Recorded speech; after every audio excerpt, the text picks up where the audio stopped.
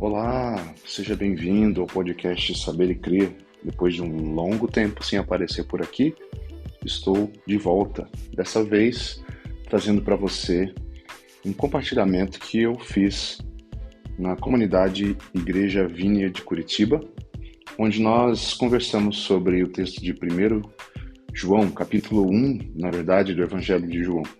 A gente está começando uma série nova, e nessa série nós queremos explorar um pouco mais sobre a pessoa de Jesus. E um dos evangelhos mais interessantes para isso é o Evangelho de João. Então eu queria convidar você para ouvir esse compartilhamento e, quem sabe, aproveitar um pouquinho desse tema e gerando curiosidade e interesse por se aprofundar no conhecimento de Jesus. Nós cremos que isso é o mais importante para nós nesses dias. A pergunta sempre é: será que a gente já conhece Jesus verdadeiramente, completamente? Fique comigo e nós vamos juntos nesse episódio, nesse compartilhamento de palavra. E eu espero que eu consiga voltar à regularidade aqui também no nosso podcast, pelo menos com um episódio por semana, ora fazendo um resumo da mensagem, ora trazendo algum outro material, ou, na verdade, compartilhando as mensagens de domingo. Seja bem-vindo e obrigado por estar comigo nesse canal. Deus abençoe.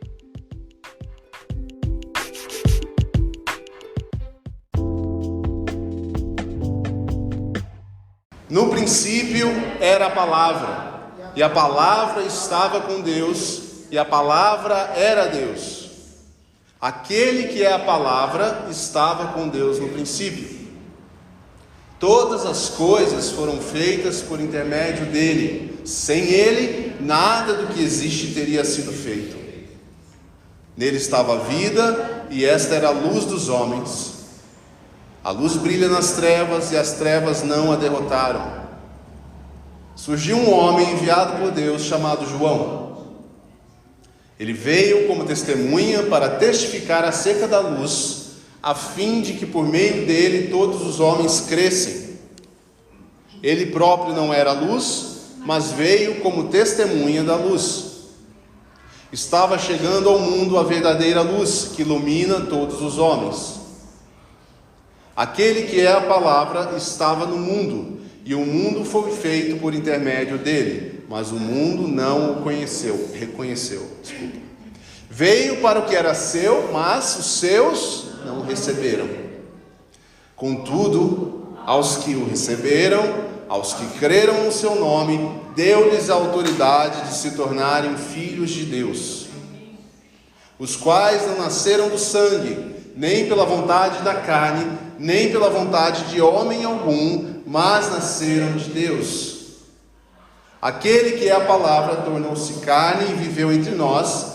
Vimos a sua glória, glória como do unigênito vindo do Pai, cheio de graça e de verdade. João dá testemunho dele e exclama: este é aquele de quem eu falei, aquele que vem depois de mim é superior a mim, porque já existia antes de mim. Todos recebemos da sua plenitude graça sobre graça. Pois a lei foi dada por intermédio de Moisés, a graça e a verdade vieram por intermédio de Jesus Cristo. Ninguém jamais viu Deus, mas o Deus unigênito, que está junto do Pai, o tornou conhecido. Até aqui. Amém? Que texto maravilhoso. O texto de João é uma declaração de toda a reflexão de João a respeito daquilo que ele viu, ouviu e experimentou andando com Jesus. Para a gente entender melhor esse texto, a gente vai dividir ele em 3 partes. Esse texto do capítulo 1, do versículo 1 até o 18.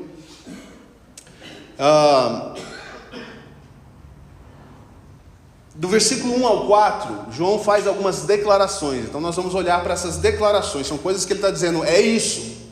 Do versículo 5 ao 11, você vai encontrar uma rejeição às declarações de João. De certa forma, a rejeição à mensagem que João anuncia. E nos versículos 12 a 14, talvez até o 18, mas mais do 2 ao 14, nós encontramos a resposta a essas rejeições. Está claro até aqui? Essas três divisões. Então existe uma declaração, uma afirmação, existe uma rejeição a essa afirmação, e depois existe uma resposta sobre qual é a solução para lidar com essa rejeição, para que a rejeição deixe de existir. Tá bom? É isso que João faz ao montar esse texto. Ele começa dizendo então uma coisa muito interessante. Ele diz o que é: no princípio era a palavra. Essas são as declarações iniciais de João. E João, ele surge no texto trazendo esse conceito de palavra, que no original lá do grego é logos. Logos é a palavra e logos, essa é a tradução. E ele começa a fazer essas declarações. Ele diz, já de cara, que esse tal logos é algumas coisas. Ele diz o seguinte: ele diz que o logos, ou a palavra, é uma pessoa.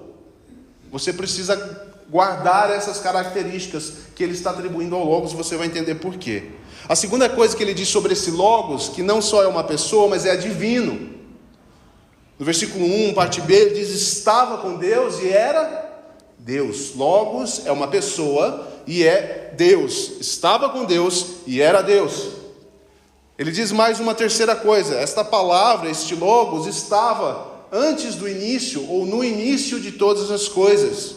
A palavra diz: por meio dele tudo foi criado. Mais do que isso, sem ele, nada do que foi criado teria sido criado. O logos é o não criado, algo que nunca foi criado. O logos é aquilo que existe desde sempre.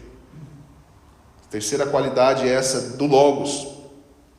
Tudo que tem um começo tem seu começo no logos. Já parou para pensar isso? Tudo que existe tem seu início no logos. Tudo que foi criado pelo logos, que ele está chamando aqui de logos. Quem será esse logos? E sem ele, nada do que existe foi criado. Quarta coisa ele diz sobre o logos: o logos é fonte de vida. A vida está nele. O logos possuía a vida. Ele não recebeu vida, ele era a fonte da vida. Da vida veio a partir dele. E ele termina no versículo 14, ele faz uma menção de novo, ele diz: e esse logo é Jesus. Ele diz: o logos, a palavra, o verbo se tornou carne. Agora você para um minuto e junta todos esses atributos anteriores e fala: o logos, que é todas essas coisas, veio estar entre nós e se tornou carne, e ele é Jesus. O logos é Cristo. João vivia num contexto cultural específico, e por isso ele faz esse tipo de discurso usando essa palavra em particular e essa relação com o logos. João está escrevendo mais no fim da vida dele. Ele não está mais naqueles primeiros anos, logo após a conversão. Viajei agora e quase caí para trás. Espera aí, antes que um acidente aconteça. João não está mais escrevendo ali nos primeiros anos após a ressurreição, tá bom? João está escrevendo nesse momento, quando ele escreve essa carta, esse evangelho, ele já está falando na segunda, terceira geração depois ali de Jesus. Então, pensa comigo, poderia ser quase como nós mesmo aqui, gente que ouviu de Cristo, mas não viu Cristo pessoalmente. O João tinha visto. Está falando a outras gerações, já para frente. E essa geração dele vive ao meio, que é o meio grego. E ali existiam os filósofos, os pensadores da época, as pessoas que definiam o pensamento da sociedade, como é que as coisas deveriam ser vistas. Não é muito diferente do que é hoje. Você vai encontrar os pensadores desse mundo, que estão por aí dizendo como a vida deveria ser, como as coisas deveriam ser, o entendimento deles, e moldando o pensamento geral da sociedade. Essas pessoas sempre existiram, sempre vão existir, e eu estava ali no meio deles. Essa é uma característica, então, do Evangelho de João. Você pode se lembrar que Mateus escreveu para os judeus, Marcos escreveu para os romanos. A linguagem muda um pouco, o conteúdo é meio que o mesmo, exceto em João, né? Mas Lucas escreveu aos gregos especificamente, mas João está mais ao fim, nessa segunda, terceira geração, que é uma geração vivendo em um mundo grego, num mundo diferente, um mundo cercado pelo pensamento, filosofia grega. Lembra uma vez eu falei dos estoicos, epicureus, o nome que eles davam para aquele povo? Eles tinham as filosofias de vida. Hoje não está cheio de filosofia de vida por aí? Ainda mais que a internet virou um antro de confusão, né? Todo tipo de coaching, filósofo espalhado, cada um diz uma coisa. O povo está ficando tudo louco, não sabe para que lado ir. Ele escuta o cara que fala para fazer A e o cara que fala para fazer B. Daí ele entra em parafuso, não sabe o que fazer, vai procurar o psicólogo. Trava, não consegue lidar, é muita direção, é muita confusão. E às vezes uma direção equivocada, pelo menos de acordo com as Escrituras. Por isso mesmo o Evangelho de João também é chamado o Evangelho da Fé, porque ele trata com o tema de como você vivenciar a sua fé frente a tantas maneiras de pensar e filosofias. Mas mais do que isso, o Evangelho de João é um evangelho para conhecer Jesus. Então guarde isso no seu coração, independente de tudo que nós falamos hoje, nas próximas semanas, o que nós estamos querendo é que nosso conhecimento de Jesus se aprofunde, de quem Ele realmente é. De quem Ele realmente é. N.T. Wright fala assim sobre o Evangelho de João: esse é o tema do Evangelho. Se você quer saber quem é o Deus verdadeiro, olhe longa e firmemente para Jesus. Se você quer saber quem é o Deus verdadeiro, olhe longa e firmemente para Jesus. Longa quer dizer por muito tempo. Está vendo como uma ideia de caminhada? Você tem que seguir olhando para Jesus para realmente conhecê-lo. Então, João, voltamos aqui, né? Joãozinho, um amigo meu, Joãozinho usa essa palavra intencionalmente, do logos, ele atribui isso. Por que ele faz isso? Deixa eu dizer para vocês por que ele faz isso. Ele faz isso porque logos era uma palavra que os filósofos usavam. João está sendo muito inteligente aqui, inspirado pelo Espírito Santo, sabendo como conversar com o seu tempo. Ele diz: olha, eu sei sobre o logos, vocês ensinam sobre o logos. E o que é que eles ensinavam sobre o logos? O logos, para esses filósofos, Jesus amado, o logos, para esses filósofos e portanto para a sociedade, aquela geração que ouvia João pregando o Evangelho, era o que eles chamavam de uma referência do divino para uma mente que coordena e ordena todas as coisas, um ser impessoal. Eles reconheciam a existência, a necessidade de um logos, mas eles não tinham uma relação com esse logos. A relação deles era assim, de uma forma impessoal. Um irmão deu um exemplo assim de um logos, seria quase como tipo um manual do usuário de um produto. Você não tem relação com o manual, né? Mas você pega o manual e faz o quê? Lê o manual para saber como usar o produto. Se você usar de acordo com o manual, bom. Se você usar de qualquer jeito, você estraga ou não tira o benefício. Para eles o logos era isso. Então, se eu alinhar minha vida com o logos, isso que eles queriam fazer. Alinhar a minha vida com o logos, com a mente do universo, para que eu seja feliz, para que as coisas funcionem. Era essa relação fria, como se fosse com um manual de um produto. E aí você começa a perceber o que João está fazendo. João chega com esse terremoto no entendimento do que é o logos. Ele diz: não, deixa eu dizer para vocês quem é o verdadeiro logos. O verdadeiro logos é uma pessoa. O verdadeiro logos é divino, é Deus. O verdadeiro logos, ele é um ser não criado. Ele não foi criado pelos homens, ele não tem a mente dos homens, ele existiu e sempre existiu, nunca foi criado. Ele é a fonte de vida. E deixa eu acabar de derrubar todas as suas ideias sobre o logos. O logos é Cristo, e ele está entre nós, né? Ele encarnou entre nós, ele viveu entre nós. Eu acho que João não foi muito bem recebido nesse contexto ao fazer essas afirmações, mas ele as faz. O que João está dizendo de cara para nós aqui é que sim, existe um logos, a palavra, o verbo criador, mas ele não é algo pessoal, ele é uma pessoa. E uma pessoa para ser conhecida, e uma pessoa para ser amada. E isso era um ensino revolucionário para aqueles irmãos ali.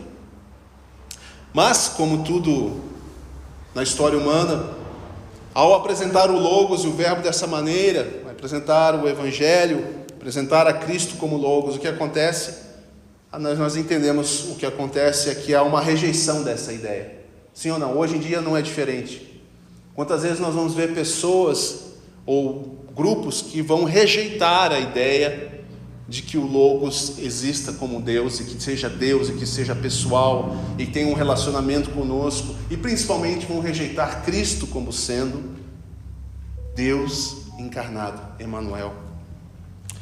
Ao lermos o texto aqui de 5 até, deixa eu ver aqui, lembra da divisão? De 5 a 11, mas nós temos algumas coisas interessantes aqui.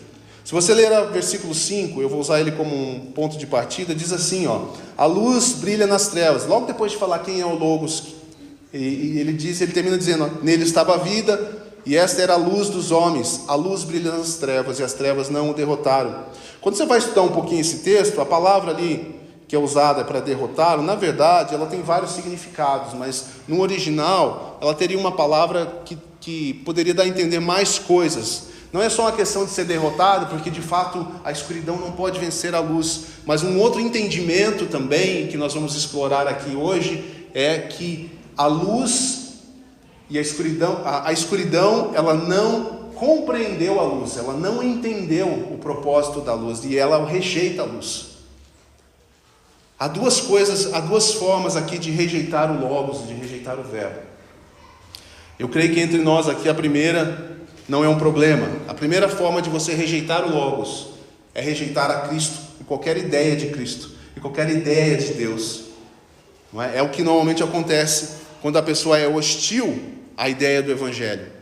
A pessoa é hostil à ideia de que Cristo é a resposta, porque a pessoa não quer lidar com a realidade de que existe uma única verdade. Guarda isso aqui, porque isso aqui tem a ver com o que nós estamos falando hoje. Ela não aceita que existe uma única verdade. Cristo não pode ser a resposta, ele não é o Logos. Uma mente pessoal é mais fácil de lidar com ela, sim ou não? Uma coisa mais subjetiva, que pode mudar de vez em quando, ajustar-se. Mas uma pessoa tem vontade. Uma pessoa, ela tem propósito. Uma mente que é uma pessoa, ela tem uma direção. Deus tem o seu propósito. Submeter-se a Cristo traz esse embate. A palavra diz que para alguns ele é pedra de tropeço. A pessoa não consegue lidar com isso. Essa é a primeira rejeição do Logos. Mas sabe qual é a segunda rejeição do Logos? A segunda rejeição do Logos vem desse versículo, quando ainda se dizendo próximo de Jesus, nós não o compreendemos completamente. A luz veio para estar entre os homens, mas nós não compreendemos completamente a ideia do que Jesus está fazendo e o que Jesus significa. O que isso tem a ver com a nossa vida hoje? Por que esse entendimento de João sobre o Logos é importante? Tem uma pesquisa que foi feita entre público mais jovem, talvez, eu acredito, não lembro a faixa etária, mas de 20, talvez 35, o pessoal que normalmente está na primeira geração, na sociedade, nos tempos de hoje. E essa pesquisa, ela encontrou 3 características interessantes nas respostas, tá? Os mais jovens aqui podem se encaixar ou não vou entrar nesse mérito, não é esse o objetivo, é genérico, né? Você não precisa se encaixar, ou talvez você se encaixe e pense a respeito. Mas eles identificaram 3 características, não é uma pesquisa cristã nem nada, é uma pesquisa sociológica. Primeira coisa é que esse grupo da geração que vem, portanto vai ficar mais tempo aí, elas possuem fortes sentimentos morais, no sentido de que tem um forte senso de justiça, da forma como as pessoas devem ser tratadas, as questões de justiça social, a questão dos pobres, talvez a questão do meio ambiente. Eles são muito aguerridos nisso, tem que ser assim, não pode, isso está errado, muito fortes nisso.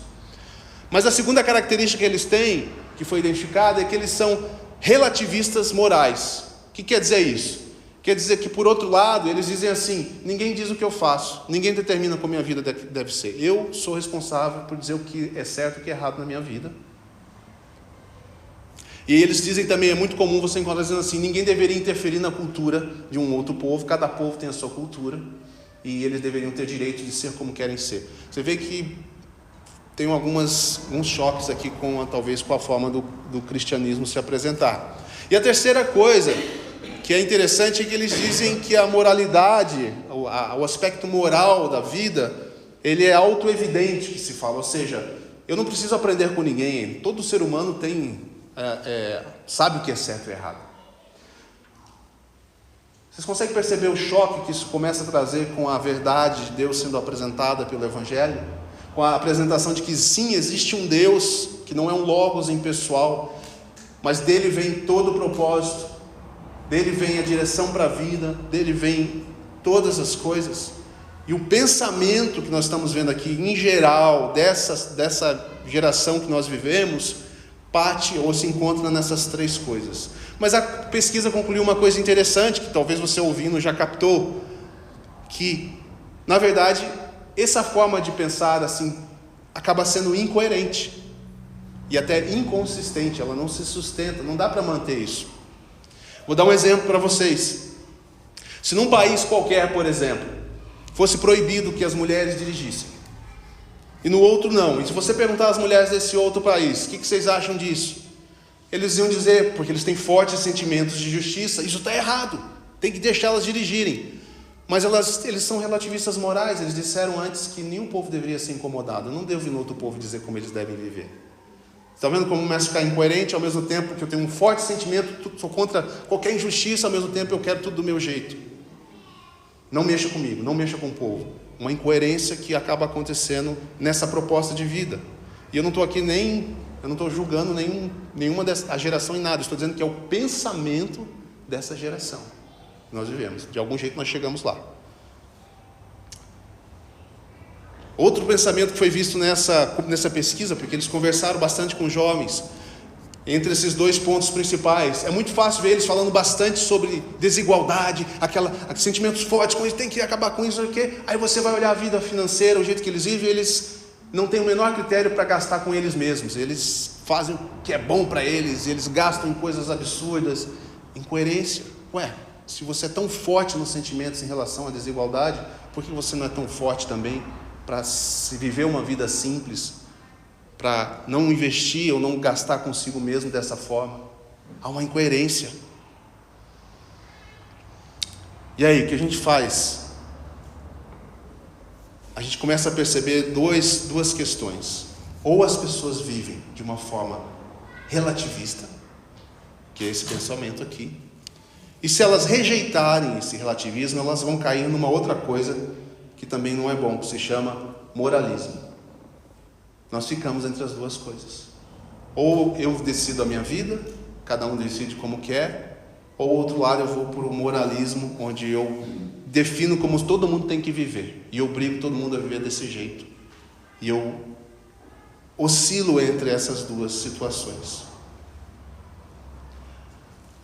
O que nós vemos nesse texto aqui, João lidando com essa questão de uma forma muito sutil.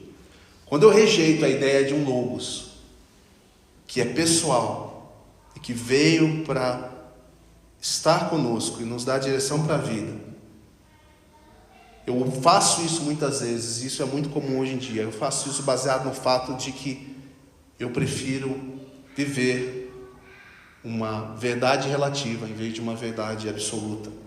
Mas a gente já falou que isso leva a inconsistência e incoerência, não funciona. Qual que é a solução? Alguns vão dizer, não, viva a sua vida, descubra qual é o seu logos, viva a verdade para si mesmo, viva aquilo que você acredita. Mas como eu disse antes, você começa a entrar num processo que aí é mais moralista, porque agora eu tenho que viver pela minha verdade. Sabe o que acontece quando a gente faz isso? Acontece o seguinte: ou você vai se sentir oprimido pelo seu próprio moralismo, porque você não consegue viver às vezes no padrão que você mesmo definiu para você, ou você vai ser capaz de viver no seu padrão e você começa a oprimir os outros, porque agora você faz o bem. Você define um padrão que você cumpre e você olha para os outros e fala, vocês não são cumpridores, vocês estão distantes daquilo que é bom, eu cumpro o bem.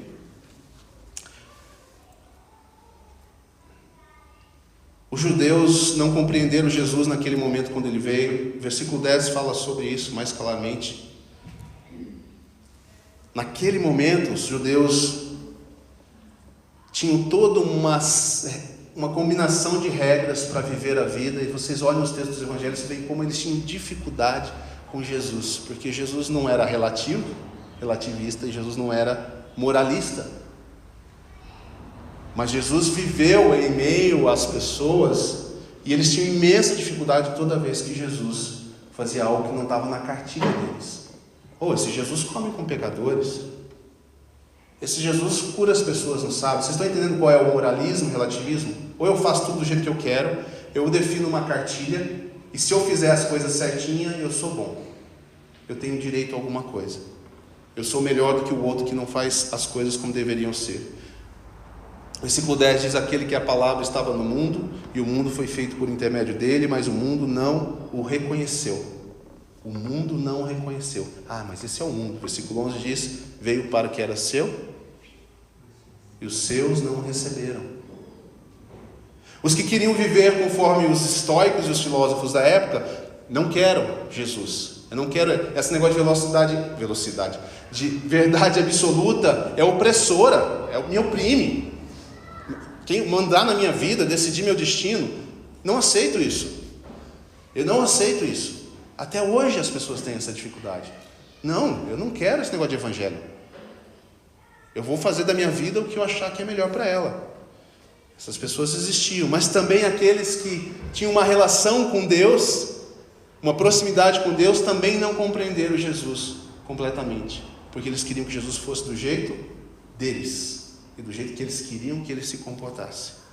Então nós estamos com um problema sério aqui, porque não dá certo ser relativista e viver sem nenhuma regra, sem nenhuma verdade absoluta, viver num mundo assim. Mas nós também já aprendemos que ser moralistas e viver por um padrão estabelecido e exigir isso nos oprime também, nos cansa, não produz vida. E se você acha que você faz tudo certinho, você acaba olhando para as pessoas como menos, porque você é bom, você faz, sua vida dá certo. O outro não, ele não tem uma moral boa, ele não cumpre e não chega a lugar nenhum. Para nossa alegria, como eu disse, esse texto é dividido em 3 partes. Então, as declarações de João sobre o Logos, depois ele fala sobre a rejeição, que não deseja o Logos ou não compreende o Logos. A terceira parte desse texto, João vem com a solução. Qual que é a saída para nós hoje? E a saída para aquele povo ali naquela época, ali na 2ª, 3ª geração, João escrevendo a esses irmãos e irmãs lá, escrevendo também aos gregos, é a mesma solução para hoje. Hoje nós vivemos num mundo extremamente relativista.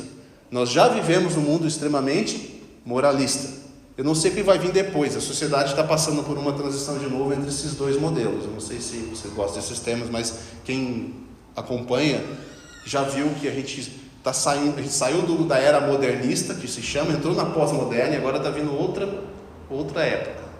Não sei o que vai vir exatamente, mas nós estamos descobrindo que essas 2 formas não funcionam. Qual é a saída?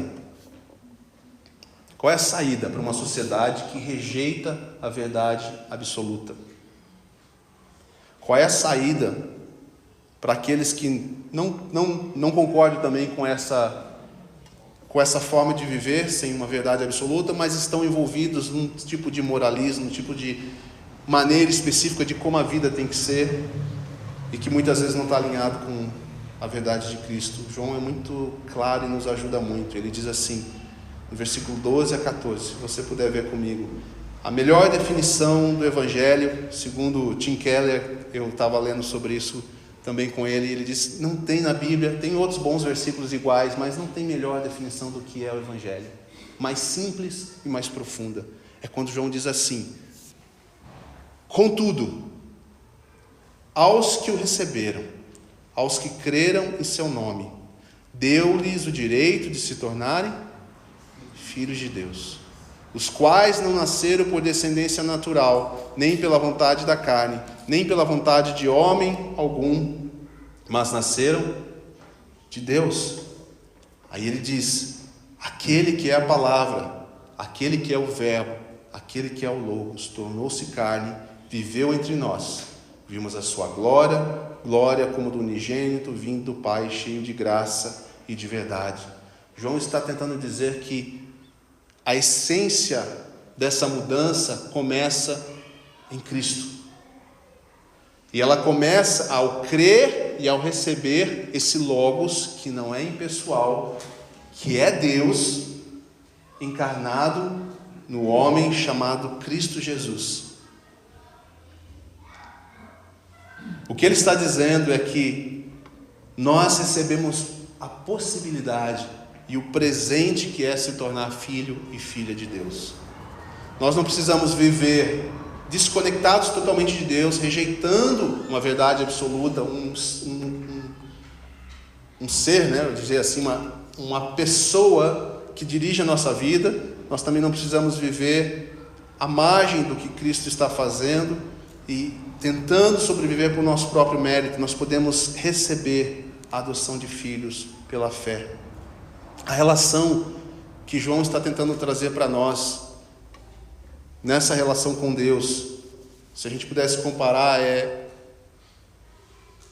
talvez a relação entre um patrão e um empregado, onde é uma relação de custo-benefício. Se você faz aquilo que eu preciso que você faça, você trabalha aqui. Se você não faz, eu demito você. É uma relação de custo-benefício. A relação que Deus estabelece conosco é uma relação de pai e filho, de pai e filha, e não funciona dessa forma. Imagina se você tentasse encontrar o presidente dos Estados Unidos sem ter uma agenda com ele. Você não ia conseguir chegar nem perto dele. Imagina se você corresse na direção do presidente dos Estados Unidos, porque você quer muito falar com ele. Você provavelmente ia levar um tiro no meio do caminho. Na verdade, se você tivesse uma agenda com ele e corresse na direção dele, eu acho que você ia levar um tiro do mesmo jeito, antes de alguém conferir se você tinha agenda com ele. Mas existe uma criancinha dentro lá daquela casa que fala papai e corre para ele qualquer hora. Não precisa de agenda, não vai ser alvejado, não.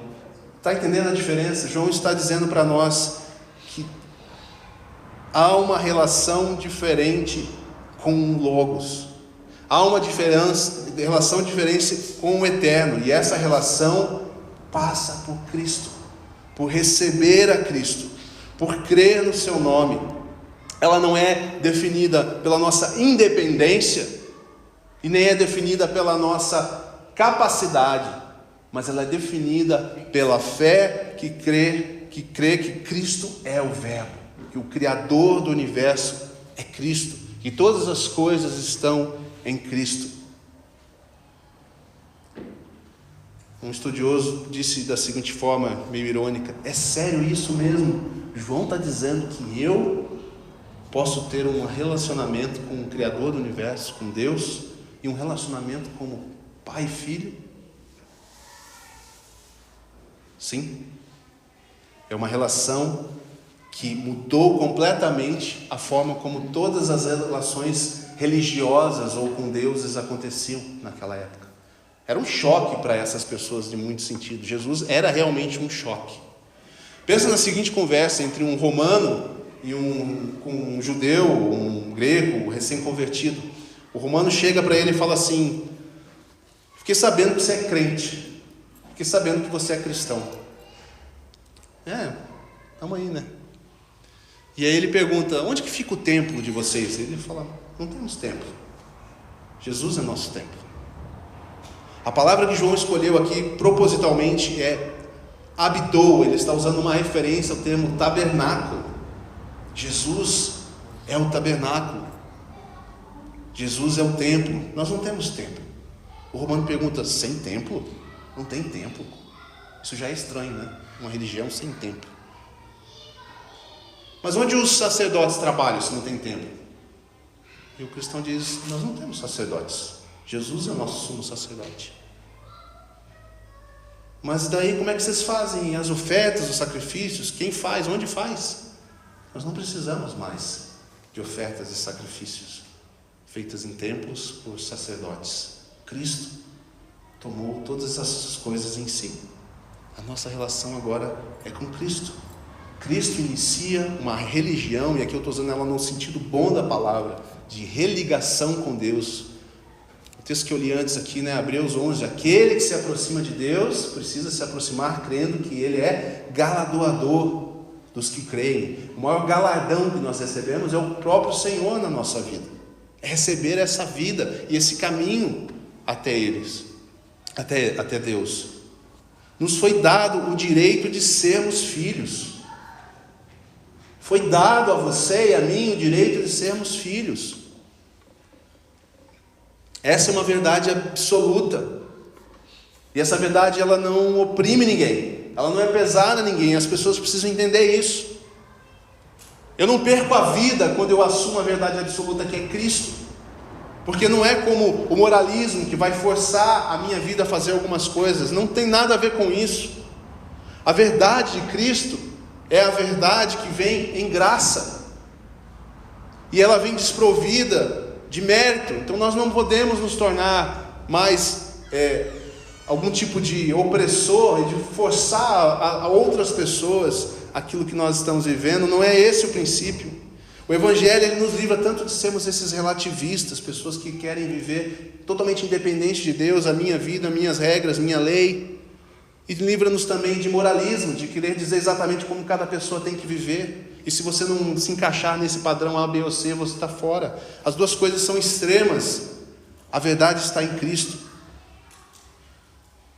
Talvez alguém possa fazer a pergunta: Leandro, você está dizendo então que em Cristo,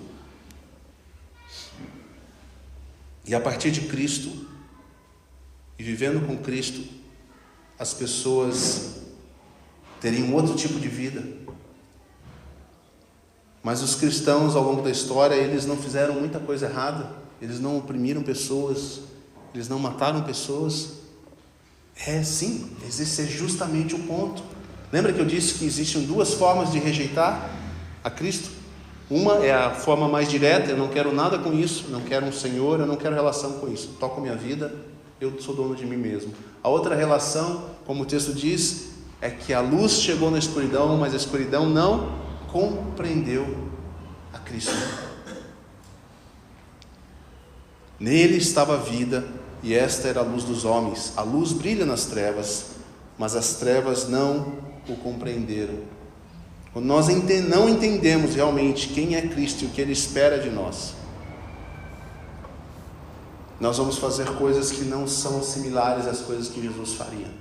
E talvez são nesses momentos que as pessoas não vão reconhecer Jesus e vão ter problemas até com a religião cristã ou com o relacionamento que Cristo oferece.